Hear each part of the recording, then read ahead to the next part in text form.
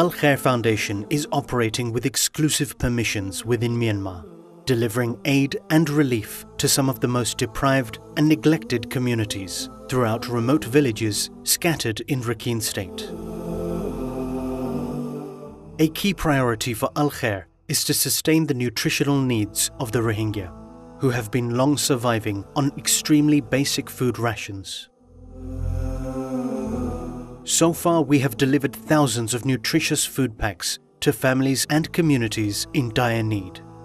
However, tens of thousands of Rohingya still do not receive the aid they need to live a healthy life.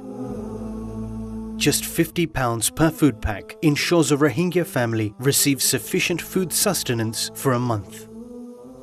To provide that life-saving sustenance, please call us now on 03000 999 786 or give online at alkhair.org.